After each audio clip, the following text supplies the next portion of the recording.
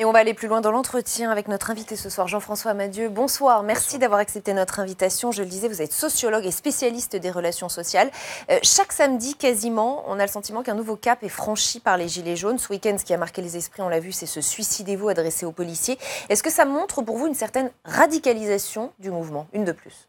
Oui, comme vous dites, une de plus, parce que ça fait déjà pas mal de samedis que depuis au moins le 16 mars, même un peu avant, qu'on a observé clairement que ceux qui restent dans les défilés, pour une part, sont ce qu'on appelle des ultra-jaunes maintenant, radicalisés. Car même en l'absence je dirais, de militants d'ultra-gauche ou de Black Bloc, qui n'étaient pas présents d'ailleurs samedi, ou très peu, en fait, il y a bien une radicalisation.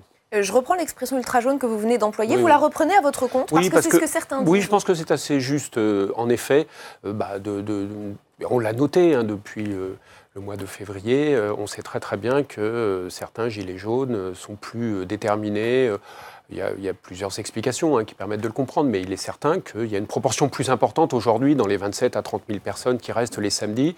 Si on met de côté tous ceux qui sont, c'est important les samedis, alors pacifiques, mais qui vont être les militants de la France Insoumise, de la CGT, de Sud, de Solidaire, ceux du NPA, etc. Donc ça fait quand même du monde, mais ceux-là ne sont pas radicalisés.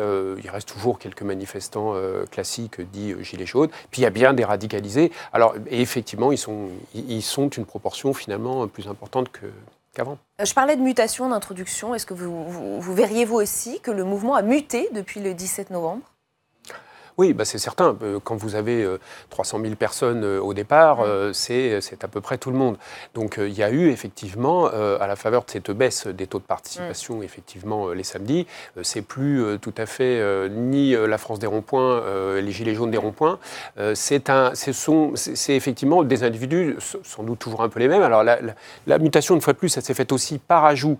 C'est quand même important, d'autres types de militants d'organisations syndicales ou politiques qui font quand même masse, il faut le dire aujourd'hui les samedis, et puis ceux qui sont vraiment les plus déterminés, qui sont effectivement dorénavant peu nombreux. Et c'est vrai que cette mutation, elle s'est clairement produite avec une orientation plus à gauche qu'on ne le trouvait au départ dans le mouvement, c'est très clair. Qu'est-ce qui arrêtera ce mouvement, selon vous ? C'est vraiment la question qui se pose en ce moment. Je dois vous dire que pour savoir comment, d'habitude, on arrive à stopper les mouvements plus classiques. Dans les relations sociales, typiquement, on sait comment faire. Il y a des partenaires, il y a des représentants. D'ailleurs, très souvent, dans les mouvements, il y a des représentants. C'est assez facile à arrêter. Enfin, il suffit de les rassembler, de négocier. On rassemble les gens, ils sont représentatifs, plus ou moins. C'est toujours un peu compliqué, mais enfin, on arrive à s'en sortir. Là, c'est très compliqué.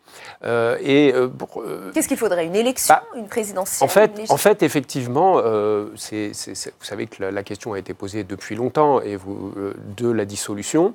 Il est vrai qu'un des facteurs déclenchants de la crise, il faut quand même le rappeler, du mois de novembre, c'était le fait qu'il n'y avait pas d'élection, pas à mi-mandat, puisque c'était moins que ça, mais il n'y avait pas d'élection de nature à redonner une légitimité à l'exécutif qui en manque un petit peu, compte tenu du contexte de l'élection présidentielle. Donc il manquait peut-être ce moment-là d'expression. Et c'est vrai que même si beaucoup de gilets jaunes peuvent contester les mécanismes de la démocratie représentative, en attendant, c'est vrai que c'était une voie possible.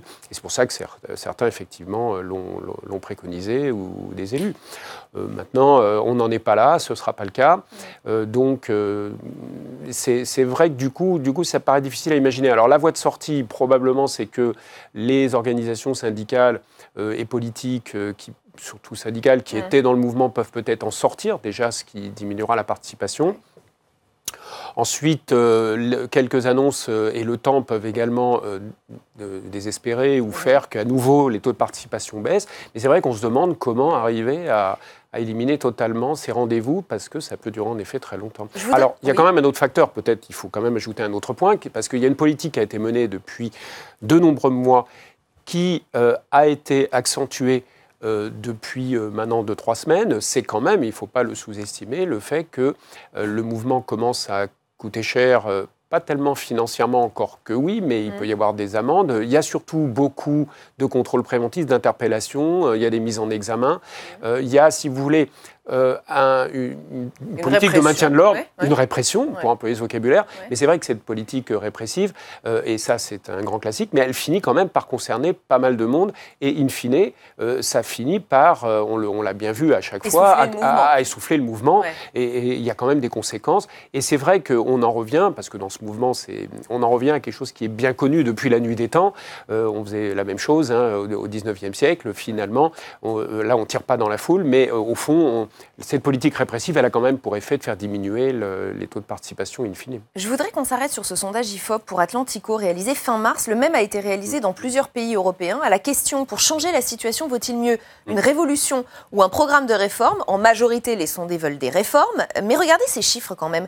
39% des Français interrogés se prononcent pour une révolution, 28% des Italiens, 20% des Allemands, 13% des Espagnols. Les Français sont en tête de liste pour parler de révolution. Qu'est-ce que ça dit du peuple français? Les Français aiment les révolutions? Oui, bien sûr. Alors, il y a plusieurs points. D'une part, les Français, plus que dans les autres pays européens, déjà dans les sondages du mois de novembre, dans des sondages de comparaison internationale, souhaitaient un changement complet du système. Alors après, la question, comment on change ce système? Est-ce que c'est par de grandes réformes ou bien est-ce que c'est pas la révolution? Les Français apprécient les processus révolutionnaires. J'ajoute même des processus révolutionnaires qui peuvent supposer que ce soit violent. Et on a l'habitude, effectivement, on fait souvent référence à la Révolution française, mais effectivement, il y a un idéal révolutionnaire. Au fond, le résultat de la Révolution est heureux. C'est ce qu'on apprend aux jeunes enfants. Certes, il n'y a pas eu que des épisodes pacifiques, loin s'en faut, pendant la Révolution, mais finalement, c'est ce qui se passe. Et quand vous regardez les grands épisodes français, les avancées sociales, c'est à coup non seulement de conflits, mais aussi de barricades. Et puis, ça reste dans l'esprit français. Bien sûr, ça reste dans l'esprit français. C'est le primat du conflit sur la culture de négociation. Le fait qu'une acceptation d'une certaine dose de violence. Alors, là, c'est à un moindre degré, parce que 85% des Français avaient désapprouvé, par exemple, le 16 mars, le saccage de l'avenue des Champs-Élysées. Mais révolutionnaire à 39%, oui. Et il faut ajouter un point plus important, c'est que dans tous ces sondages, il faut regarder par tranche d'âge et CSP. Et c'est là qu'on s'aperçoit que plus de 60% des ouvriers et des employés, les CSP-, vont être favorables à des processus révolutionnaires. Ça va aussi beaucoup concerner la population aujourd'hui très sensible que vont être les quinquas, les quinquagénaires, la tranche 40-60. Évidemment, les retraités sont beaucoup moins révolutionnaires. Donc ça, c'est un point qui est toujours... Et en quelques secondes, des révolutionnaires dans les urnes, ça donne quoi? Des votes pour les extrêmes? Les révolutionnaires, ceux-là, ils s'abstiennent, beaucoup. Une partie d'entre eux sont à la France Insoumise et les autres au Rassemblement National. Mais beaucoup sont dans l'abstention, vous le savez, le vote blanc est nul. Et c'est important dans la société aujourd'hui.